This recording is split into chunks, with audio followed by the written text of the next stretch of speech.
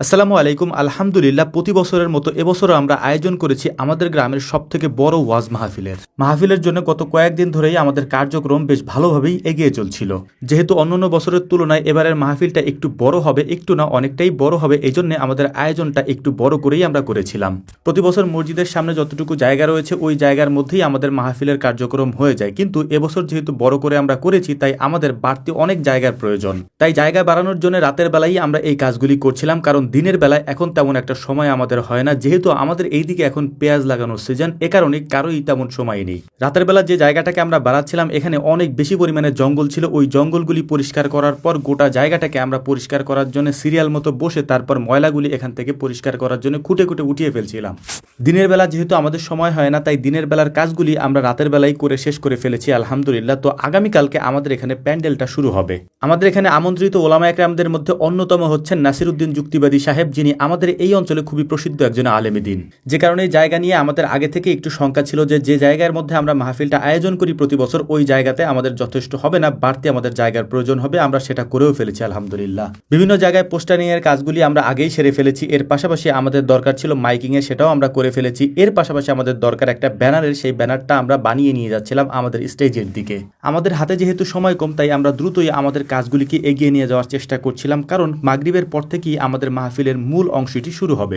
তারপর আমাদের আলাদা একটা পেরেশানি ছিল, সেটা হচ্ছে যে আমাদের এখানে মূল আলোচক যিনি রয়েছেন, অর্থাৎ মূল বক্তা যিনি রয়েছেন, তিনি হচ্ছেন মৌলানা নাসিরউদ্দিন যুক্তিবাদী সাহেব। তিনি মাগরিবের পরেই বয়ান করবেন, অর্থাৎ ওনার আলোচনাটি মাগরিবের পরেই। তো আলহামদুলিল্লাহ তার আগেই আমরা সব কার্যক্রম কমপ্লিট করে ফেলেছি। এখন আমাদের মাহফিল একেবারে প্রস্তুত হয়ে গিয়েছে। এখন আমাদেরকে যেটা করতে হবে সেইটা হচ্ছে আমাদের কিছু রান্নাবান্না করতে হবে হুজুরদের জন্য, অর্থাৎ যারা আমন্ত্রিত ওলামা একরামগণ রয়েছেন, যাদেরকে আমরা দাওয়াত করেছি তাদের জন্য খাবার দাবারের ব্যবস্থা আমাদেরকে করতে হবে। এর পাশাপাশি আমাদেরকে আরও বাড়তি কিছু খাবারের আয়োজন করতে হবে, যেহেতু আমাদের এই দিকে একটা নিয়ম রয়েছে যে মাহফিলের পরে আমরা খিচুড়ি বিতরণ করে থাকি, সেটার আয়োজন আমাদেরকে করতে হবে। আমরা যখন রান্না করছিলাম তখন আমাদের ছোট ভাইরা এসে আমাদেরকে বলল যে ভাই, আমাদের যে আমন্ত্রিত ওলামা একরামদের মধ্যে অন্যতম নাসিরউদ্দিন যুক্তিবাদী সাহেব রয়েছেন, উনি চলে এসেছেন, তো ওনাকে আমাদের রিসিভ করতে হবে। তো হুজুরকে রিসিভ করে আমরা নিয়ে যাচ্ছিলাম মসজিদের দিকে। মাগরিবের আজান হয়ে গিয়েছে, নামাজের পর হুজুরে বয়ান করবেন, তার আগে হালকা নাস্তারও ব্যবস্থা করেছি আমরা ইনশাআল্লাহ। এখানে একটা বিষয় আপনাদেরকে বলে রাখি, এটা আমাদের পাড়ার মাহফিল, অর্থাৎ পুরো গ্রামে আমাদের 4টা পাড়া রয়েছে, তার মধ্যে আমাদেরটা হচ্ছে উত্তর পাড়া। তো আমাদের এখানে এর আগে যত মাহফিল হয়েছে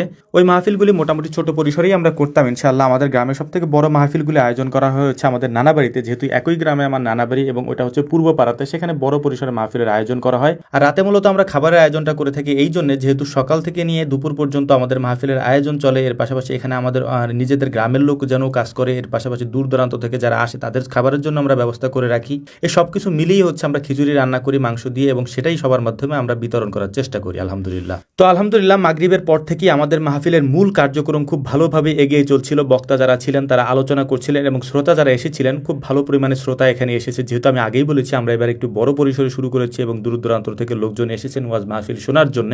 এটাই আমাদের সার্থকতা যে আমরা এতটুকু করতে পেরেছি, এজন্য আল্লাহ তাআলা দরবারে লাখো কোটি শুকরিয়া। তো দেখতে দেখতে আমাদের যে খিচুড়ি রান্নার আয়োজনটা ছিল সেটাও শেষ হয়ে গিয়েছে। এখন এই খিচুড়িকে আমরা প্যাকেটের মধ্যে ভরতেছিলাম এবং এটাকে সুন্দর করে ভরে ডেকচির মধ্যে রেখে আমরা এটাকে কিছুক্ষণ রেখে দিব। তারপর মাহফিলের যেহেতু এখন একেবারে প্রায় শেষ পর্যায়ে আমরা চলে এসেছি, তো মাহফিলের শেষ পর্যায়ে সবাইকে আমরা এই খিচুড়ি বিতরণ করব, অর্থাৎ প্যাকেটগুলি বিতরণ করে দিয়ে দেবো ইনশাআল্লাহ। এরই সাথে আলহামদুলিল্লাহ এবছর আমাদের মাহফিল খুব সফলভাবেই শেষ হয়েছে। তো আমাদের জন্য আপনারা দোয়া করবেন ইনশাআল্লাহ, আমরা যেন আরো ভালো করে এটার আয়োজন করতে পারি। আসসালামু আলাইকুম ওয়া রাহমাতুল্লাহ।